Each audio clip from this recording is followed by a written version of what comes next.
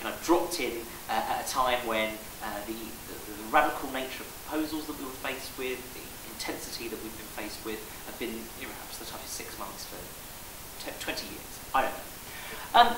So, have I got every single decision right? No, I haven't got every single decision right, but I think that I've got the overwhelming majority of decisions correct, and I think I've actually performed admirably in testing circumstances. I have tried to ensure that we can galvanise public support behind us, and that's no mean feat in an environment, actually, when everyone's got troubles. It's not just students. Public sector workers are facing job threats, public sector workers are having their pay frozen, there are a whole series of economic issues in the backdrop. I had to try and make sure the students weren't coming across as selfish, but rather, making sure that they were exposing the problems of what they faced. So if I was to cite something that I think I perhaps could have been firmer on, I think immediately after the 10th of November, clearly there were lots of ongoing actions. And NUS chose to back some and chose not to back others. I am very clear that NUS will, of course, continue to support student action, and some people believe that we are. That is absolutely not the case.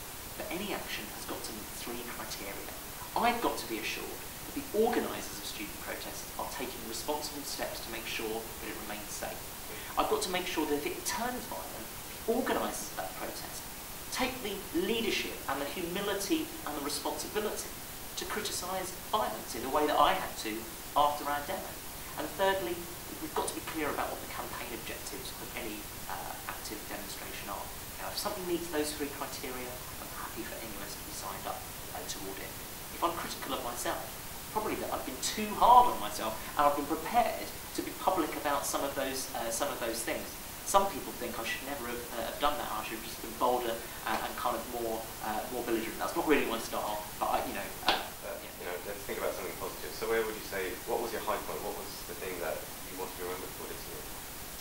Well, I think that the thing I'd like to be remembered for is that NUS, under my leadership, led the way in reigniting a whole wave of student political activism. And for me, student political activism isn't just getting on the street or picking up a placard. That's just one way you can get politically active. Sitting in a surgery, sitting opposite your MP and holding them to account, that's political activism. Getting involved in, getting other people involved in campaigning, petitioning, trying to find new ways to campaign. That's all what I consider to be political activism, and that's what we've started to see in greater numbers, perhaps for 20 years. That's what I would like to be remembered for. I think there have been some incredibly memorable moments and some huge achievements. We have secured the biggest backbench rebellion in the history of the Liberal Democrat Party. We've got 50,000 students and supporters on the streets of London, the biggest protest since the Iraq war. We've got these student issues back to the top of the agenda. The first few months as president, July, August, September, the question I was getting most was, why are students so apathetic? I'm not getting that question anymore. Now, that is a sense, there is a sense of achievement behind that. We've got to make sure we continue. As you've alluded, students have moved with the times. Others have said that the NUS has been is almost holding students back because it's not a hugely democratic organisation, and it's not representative enough to call itself the national voice of students. I mean, some of us marginalises a lot of students because you're not directly elected, and there's also the other issues that it's very much, some of you said that it was a tyranny of the Labour students in the end. I mean, how representative is the NUS really of student opinion? Well, I find that astonishing because NUS is probably the most democratic organisation literally in the world. There is the opportunity for every single member, every single student that's in an affiliated union to be able to become national president, to be able to set our policy, because it's a structure which actually allows anyone to shape our overall objectives. All you need to do is gather momentum behind you, and essentially you need to get popular opinion behind what you stand for. Any student can get policy passed in their own union, which goes to a national conference. It's not a very difficult thing to do. I think we could do more explaining how students can do that, and I want to kind of focus on how we do that. But the fact is, any student can go from their cause to stand for national president and become national president. That is not easily done. Indeed, that's not possible in most other democratic organisations. So I think we need to get better at explaining the structures that we've got. But it's an incredibly democratic organisation, arguably the most democratic organisation literally in the world. And so I think we need to kind of debug some of these myths that some people kind of But surely anyone can stand for president, I accept that. But not everyone can vote for the person who decides to stand, because there are some students who arguably, they're very interested in politics, but they It's a delegate democracy, so any student can come to our conference. All they need to do is be able to get enough votes on their campus. Now the truth is, because every student union is invited to send people, so every student has the potential to come. My issue is, if you're not, unfortunately, if you're not able to win an election on your own campus, then there's a kind of rationale as to perhaps why we can't just it's a delegate democracy, which means that if you can win an election on your own campus, that means that you can come to our national conference, and on that basis, everyone's got the opportunity to stand. They can stand, yes. But what I'm trying to get is that an ordinary student who doesn't feel like they can stand, they don't feel like, because they've not got the charisma or whatever, they don't want to stand, but they want to vote for someone who they believe would lead them well. They don't have the chance to do that because they have to vote for a delegate. All democracy, all democratic structures are something you have to kind of be familiar with in terms of knowing how to. But any student can shape the policy of NUS, can decide what we spend our money on, decide what our priorities are for the year, and if they can get elected on their own campus, they can come to our national conference. I think in terms of a feasible structure, in terms of an open structure, you couldn't possibly be a great deal more open than that. The danger, there is a possible danger of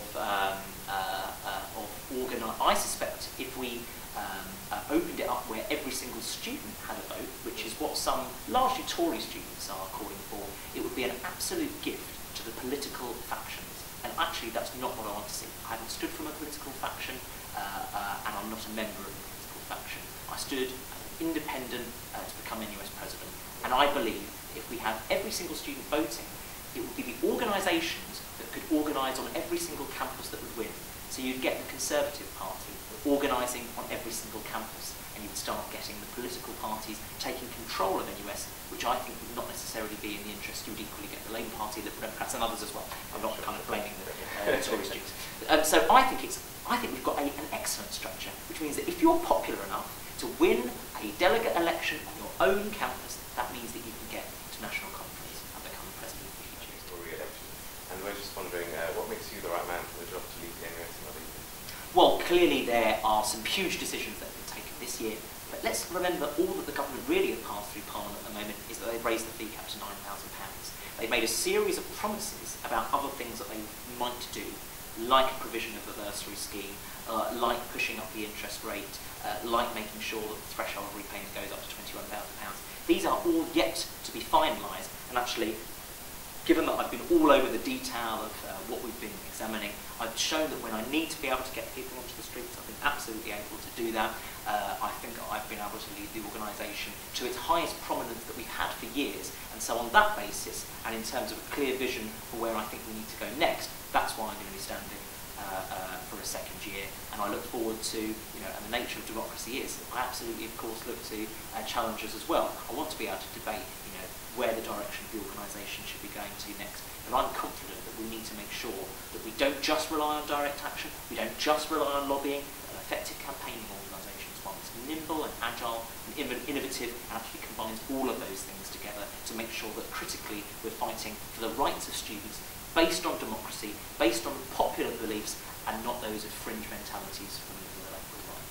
And just so we've got on record, are there any pledges you have to make as if you win the election? Well, unlike some of the politicians that I've had to deal with, I stick to the pledges that I make. There are some simple things that I kind of want to do.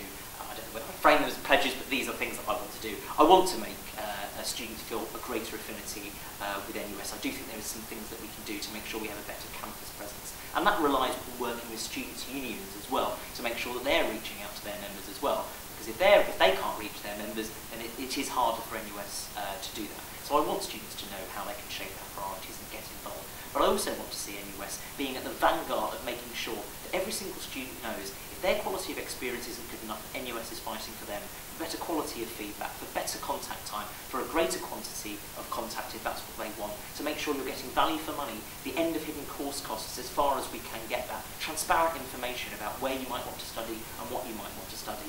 I think these are real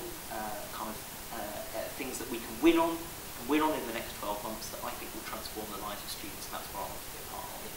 Okay. And do you have a future beyond the NUS? Like, there's rumours that you might go into parliamentary politics, and like your answers tonight, even Andrew Neil, I think it was, said that you would be a future MP. Do you consider yourself? I personally do not see that. It's been something that's been suggested by a large number of people, largely externals kind of commenting in. I think that's partly because if you look at the history of NUS, if you go back to kind of the 70s and 80s, there were a number of NUS presidents, largely of whom went on to become Labour MPs. But actually, if you look at the, I'm not sure if I got this 100% right, but I think there certainly has been a change. No NUS president of the last 10 or 12 years has gone on to be a Labour MP, and even if they did, that's not my personal ambition. So that's not what I'm looking to do after NUS. Is there anything that you do, obviously? Well, I would like to.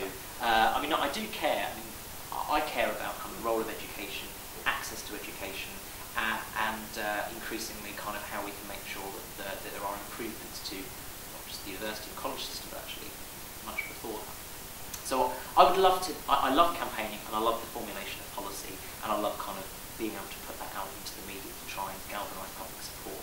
So I think the best way to do that would be something kind of like an education charity or an education think tank. I don't know kind of which organisation I would want to work for, but there are a few out there, and that's kind of the direction I'm